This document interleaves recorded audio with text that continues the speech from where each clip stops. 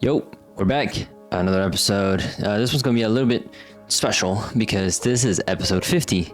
It's been a crazy time. I remember recording the first episode, and that was literally March 7th, 2024. It's been over like a year and a half. Not as consistent as I wanted to be, definitely, but almost there. 52 episodes would mean that it would be one every week, but there has been a little bit of lag on my part. But regardless, I think 50 episodes, it's a lot. It's a long way to go. I think that definitely not something very common. Usually people don't get past 21 episodes.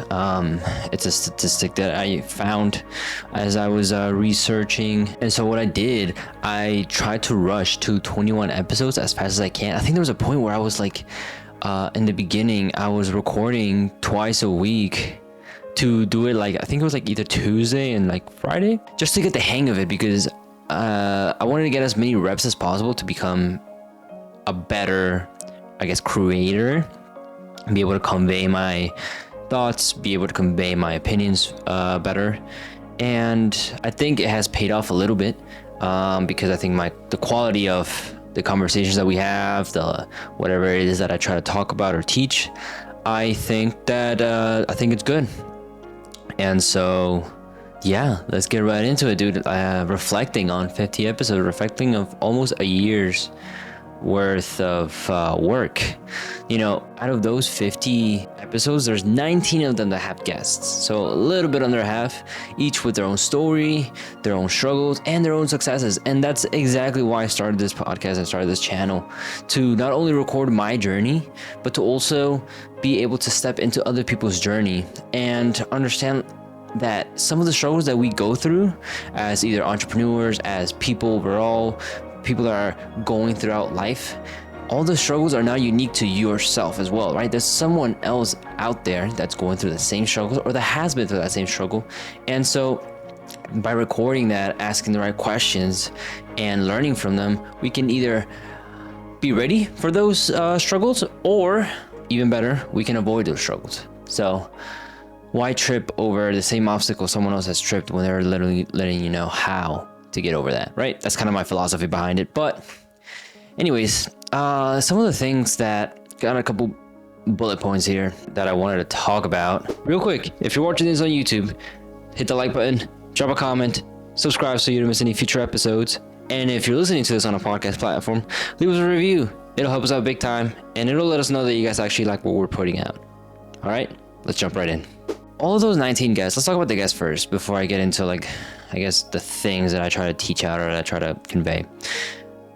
All those 19 guests they're all very different. They're all at very different points in their journey. They have gone through different things, but they all share one thing in common. Each and every single one of them wanted more. They wanted to be better. They wanted to be either the best at what they do, or they just weren't comfortable with where they were. No matter what the level of success was, no matter if it was just starting out, no matter if it was established, or no matter if it was like more at the top level. And they wanted more, not just for themselves, but for their future, for their families, for whatever it is that they were working towards. And they did just that. They went to go get more. They took action on that need/want. And it's something that sounds very, very simple, but it's often not. When you're building something out of nothing, it is extremely difficult, excruciating, painful, and all the odds are literally set against you. I mean, 80% of businesses go out of business within the first 3 to 5 years. That is 80% of 100% of dreams and goals are crushed in the first 3 to 5 years. That's not even a long time, right? I mean, there's been businesses that have been around for hundreds of years, which is insane. While everybody has their own story, their own viewpoints, their own opinions on things, they all have those little golden nuggets that are worth keeping with you, right? You don't necessarily have to learn a lot from people you talk to, or people that, in my case, I interview. I'm more looking for those little golden nuggets, right? Like out of, let's just say, an hour of conversation, there might be like 5, 10, 15 points that they are bringing up. And out of those 15, like let's just out of those 10 points, maybe 2 to 3 of them are actually applicable or are things that are new to me, right? And I mean, I guess this kind of like goes a little bit into like the whole debating genre and stuff. Like good debaters or people that like to discuss things often debate not only with people that are smarter than them, but also people like regular people not necessarily smarter than them or better at that subject, because there is something to learn from every single conversation that you have. The moment you start looking for something that you can learn rather than just believing that you know everything is the moment that you start to value people's time, people's opinions, and you not only value other people's opinions, but you also try to see how they see things, right?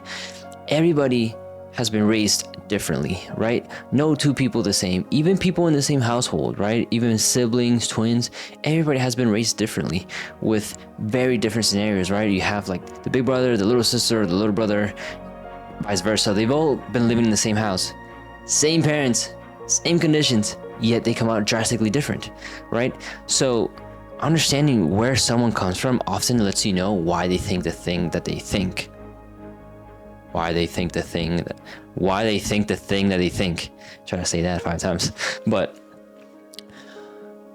even in the conversations where you don't expect to learn a lot, because maybe that's not like the industry that you're in, or that's not necessarily the type of content that you watch, or it's not a topic of conversation that you might be comfortable with, like even then there's a lot to learn from a person, right? Not from just how they handle themselves, how they talk, how they express their emotions, how they express themselves and their viewpoints, but also just kind of like learning that your world is not all that there is, right? There is life outside of just your own point of view, right? Like you go on your daily life and we often forget that people are living their own lives as well. Like something that I do quite often is sometimes I'm outside either driving to the gym or like working or doing something. I take a look around like an intersection or like a crowded place. I'm just like, listen, out of all these hundreds of people, they all woke up today, they all did their thing, they all went to work and are now doing their thing. Like it's crazy to think that every single person is living their life and you are literally just a side character, right? It's something that I think about a lot, and it's, you know, I'm trying to kind of like dissect it and really understand it. It's just kind of crazy when you think about it, you know? And it's one of those things that it's like, duh, right? Like, Ricardo, what are you talking about? But it's definitely something that boggles my mind a little bit.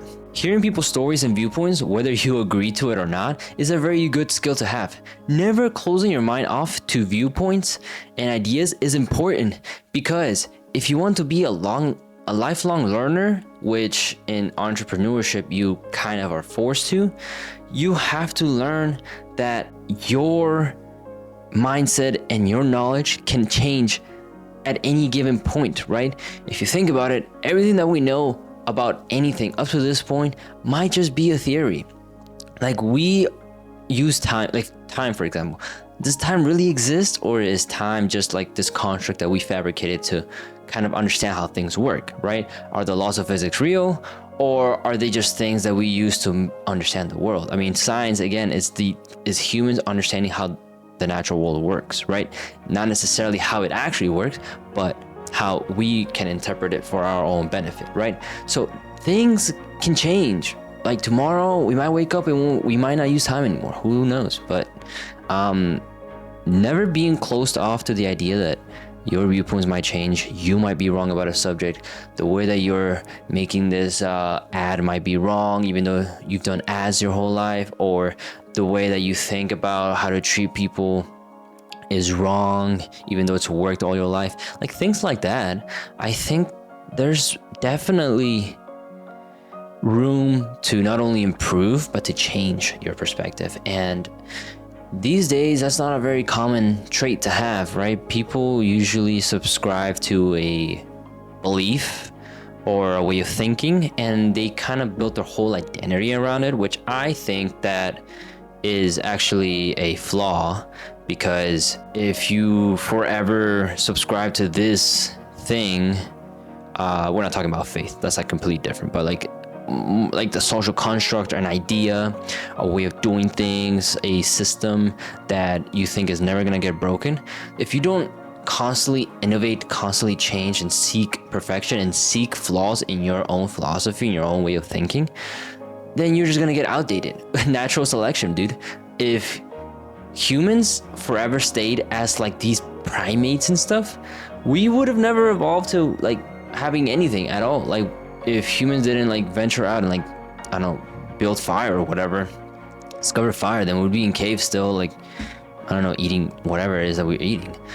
And so why fight against natural human nature and close yourself off, close your mind off to everything just because you think you're right? You are not right. Like almost like 80% of the time, you're just not right. So yeah, I think that we should take a slice of humble pie and just listen to other people, right? That not only makes you a smart person, but also makes you a caring person. Hey, real quick, if you're still watching or listening, congratulations. You don't have the attention span of a goldfish, and it also seems like you like what you're listening or watching. So why not subscribe, leave a comment, like, or if you're in a podcast platform, leave us a review. It helps us out more than you think. All right, let's get back into it.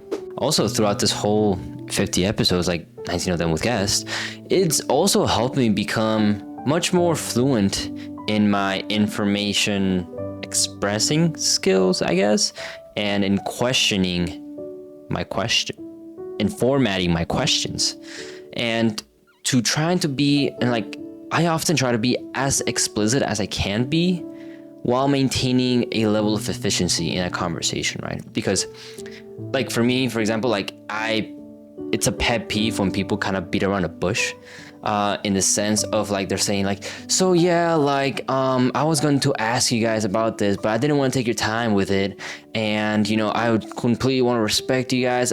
Whatever you guys think, it's gonna be okay. Like I'm just letting you know this and this and that, instead of just saying like, hey guys, this is what I think, blah blah blah blah blah. What do you guys think?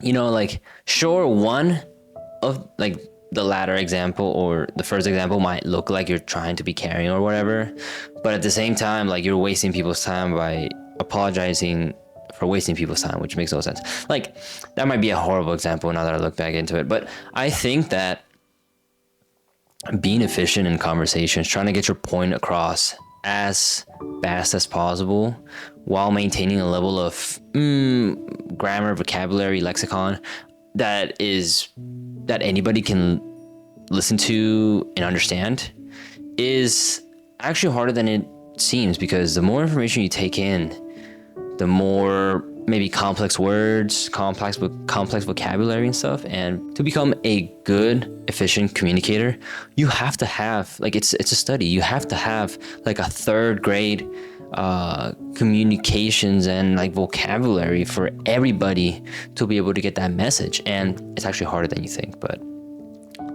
this has definitely helped me out with that. And I completely appreciate every single person that has either helped me out with the videos, or that has been a guest, or that has had anything to do with that. So yeah, I believe that I am a very long way from becoming a master at a conversation, or as I like to say, a master conversationist.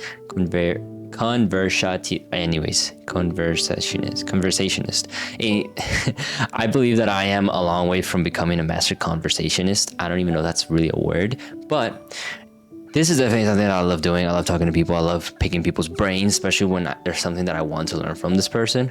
Because again, being forever a student is the goal. You'll eventually surpass your master, yes, but you will forever keep learning no matter what, because somebody will come with a different view of things and completely like obliterate the old way of thinking. It has been proven time and time and time again that this happens. So therefore, become a student of life. Never assume that you know everything. Actually, assume that you know nothing. There's someone famous that said that. I forget who it was, but assume that you know nothing, because that's really the only thing that you know. And like I said, man, like all these 19 guests that have been on the podcast, man, like if you guys are watching this, like you guys rock and you guys will definitely kill it. Like I try to get people that not only do I want to talk to, but also have something to bring to the table, or they're doing something that I'm interested in learning. And hopefully the viewers, you guys, can resonate with that, because I want to keep doing it. And I think the content has switched a little bit from the beginning, because when I started this, I kind of wanted it to just be about business, about my journey from building a business from $0 to $1 million. And then I quickly realized that like I haven't reached 1 million yet, but it is hard. It's just not impossible. And the more you know, the more you're like, well, I'm going to get there regardless, right? It's just a matter of time and effort. And the more effort you put, the less time it takes, right? So then I figured like, okay, once I get to $1 million, like what then, right? Like, do I just like not do anything else for my life? Like, am I just going to shut this thing down? Like, no. And then I named it. At first it was the journey, what is it called? Like the journey from $0 to $1 million. And then it was like, the $1 million journey, and then I just completely scratched that and I just named it the journey, because I quickly realized that whether your goal is to make $1 million business, whether your goal is to impact as many people as possible, whether your goal is to grow closer to God, whether your goal is to be like create a gorgeous, happy family and a future where you have no worries at all, the destination is never really the most satisfying part. It is definitely satisfying, but it's not the most satisfying, because there will be no destination without the journey, right? And it's where you learn the most, you change the most, you laugh the most, you cry the most, you bleed the most, you have the most pain, yet it's something that feels so good. It feels so good to make progress. It feels more good or better to make progress than to reach the goal. And especially like in like the gym, for example, gym is a clear example of this. You know, when you start out, you can barely like, I don't know, bench press like 25s on each side, you know? And then eventually you get to one plate and you're like, man, this feels great. Like that was my goal. On to the next. So you literally are excited and you congratulate yourself for 5 seconds. And then you're like, okay, let's do 2 plates. And now you're back to it every single day for weeks, pumping iron until you get to those 2 plates. And then when you get to those 2 plates, you're like, fuck yeah, we did it. All that work was not for nothing. And then you want to do 3 plates. So it's like, why make the target a destination when the target should just be to literally enjoy the process, be as present with the process as you can, try to teach people along the way. And I think that the current like social media environment really focuses on like the goals, really focuses on the end destination, like I keep saying. Not enough people want to see what's in the middle, or not enough people show what's in the middle, right? Like in the movie Rocky, like that Rocky cutscene where he's training and stuff that feels like it takes 2 minutes. That is years of work. Like someday I'll upload a video of like, hey, we finally hit $1 million. And then I can almost guarantee that I'll get so many congratulations, so much like good work. I would feel great for a day.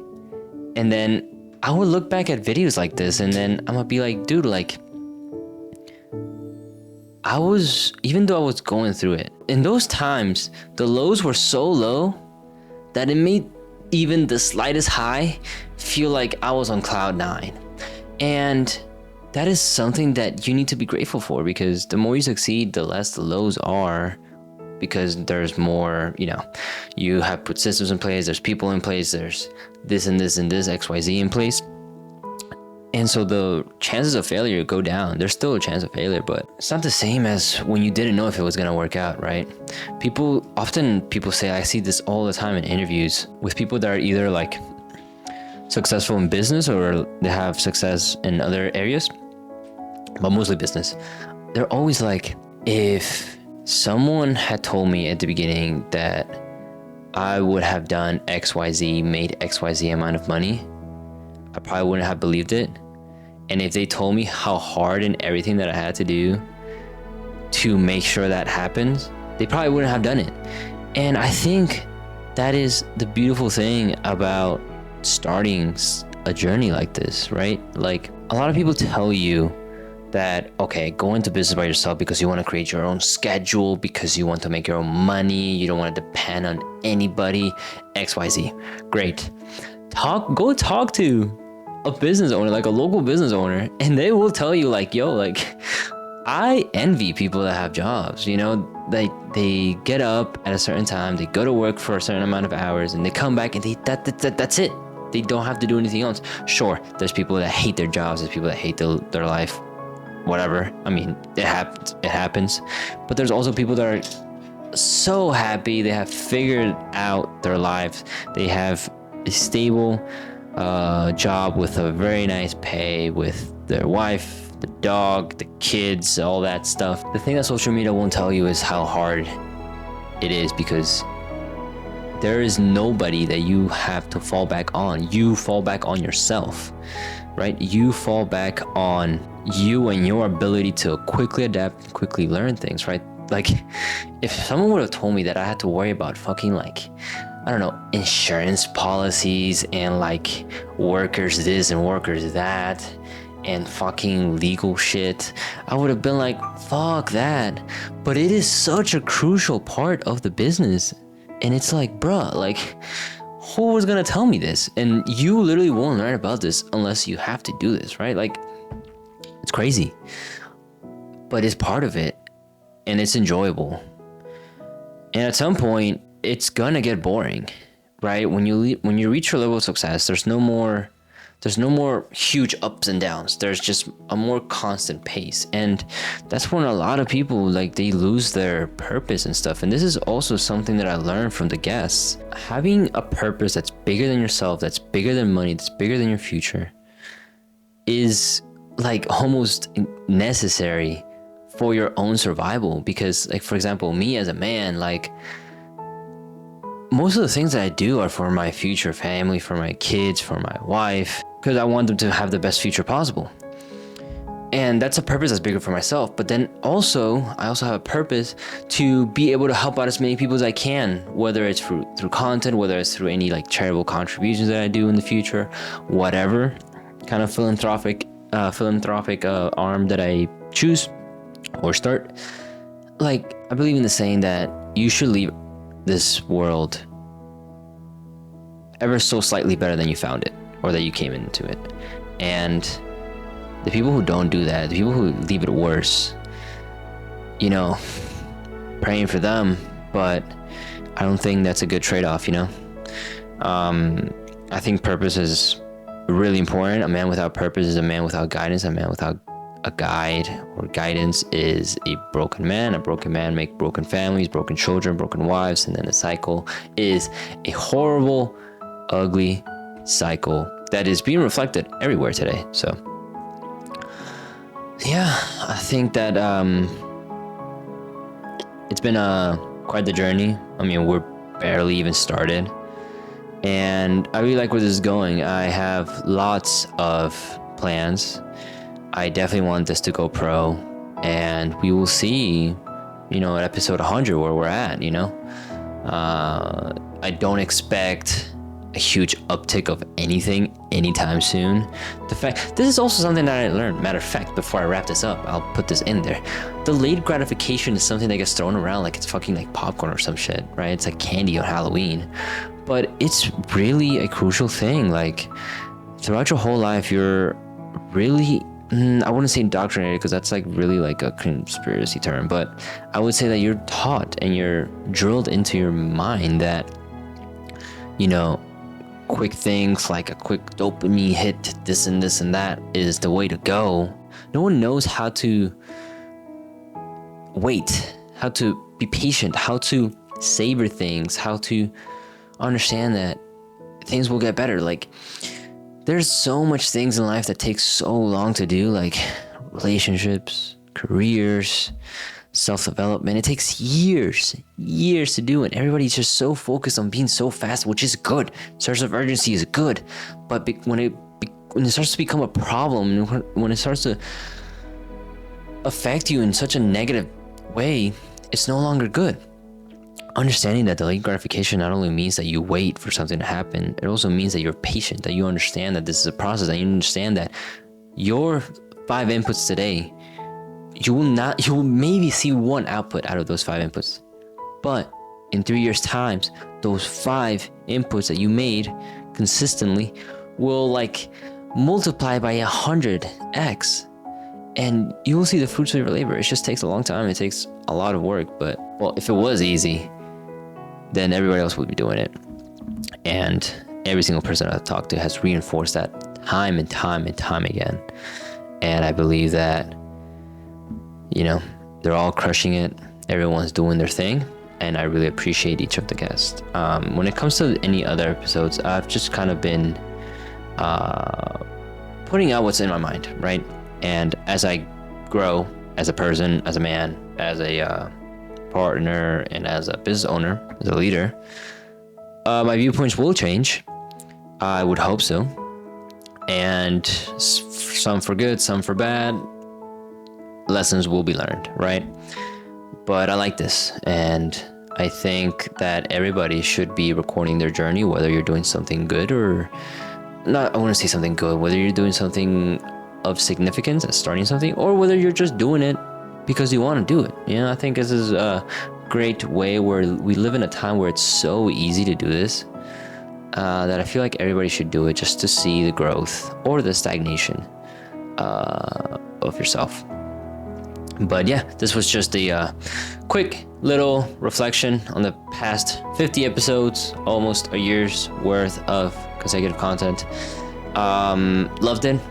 Definitely expect more. I'm not stopping anytime soon. I will definitely try to get back on the wagon with more consistent uploads. So expect that. Expect a lot more guests. And thank you guys very much for your time. I'll catch you guys later. Thank you so much for listening and for watching. It really does mean the world to us. And we really appreciate every single one of you who sticks around all the way until the end. Don't forget to like, comment, subscribe, leave us a review on the podcast platform. It really does help us grow. And until next time, see you guys.